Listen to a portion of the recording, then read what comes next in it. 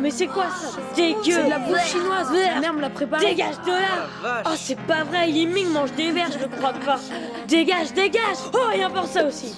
Allez! Eddie s'est retrouvé mis à l'écart par ses camarades pour la simple raison qu'il avait apporté un repas chinois. Même Jack, lui aussi rejeté par tout le monde, n'a pas voulu manger avec lui. C'était le premier jour d'Eddie à l'école, et son professeur principal n'était même pas fichu de prononcer son nom correctement. Vous avez qu'à m'appeler Eddie. Seul élève d'origine chinoise de l'établissement, Dil était clair qu'il n'avait pas vraiment été accueilli à bras ouverts. Après l'école, Eddie voulait raconter sa journée à sa mère, mais il a réalisé que son petit frère, lui, semblait très bien s'intégrer. Hé maman, c'est ma petite copine Kim. Bonjour Madame Wang. Je vais la raccompagner, d'accord? Au revoir Madame Wang. Le lendemain matin, en chemin pour l'école, il a discrètement jeté le déjeuner que sa mère lui avait préparé à la poubelle. Son frère n'y a rien compris. Salut Emery! Hé, quoi de neuf? Et salut Emery, tu viens à mon anniversaire le week-end prochain? Salut Georges, avec plaisir. Salut mon chou, je t'ai apporté un soda. Pourquoi les filles m'apportent jamais de soda? C'est parce que t'en as trop.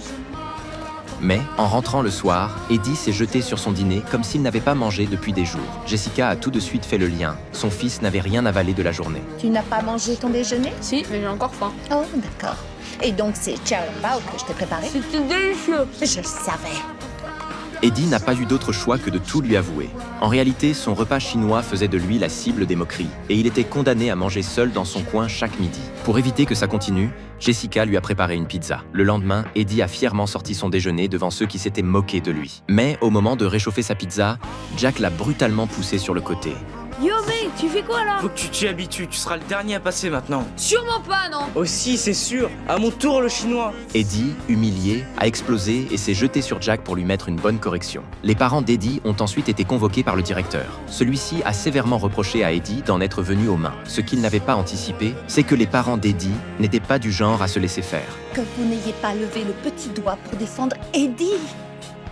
Excusez-moi. Ce gamin s'est moqué de ses origines. Vous trouvez ça normal? Pourquoi vous n'avez pas agi? Comment ça se fait qu'Eddie soit seul ici? Pourquoi ce petit n'est pas lui aussi dans le couloir? Et où sont ses parents? Le type de 40 ans, son meilleur copain, oui, pourquoi on ne parlerait pas du fait qu'un type de 40 ans soit son meilleur copain? L'école n'a pas de souci avec ça? Plutôt sorti. Vous n'avez pas l'air de comprendre qu'on parle d'un possible renvoi temporaire. Si vous essayez ne serait-ce que de punir notre fils pour cette affaire, nous poursuivrons tout le monde dans cette école. Si vite que vous en aurez le tournis, monsieur. C'est comme ça qu'on fait en Amérique. Vous en savez quelque chose.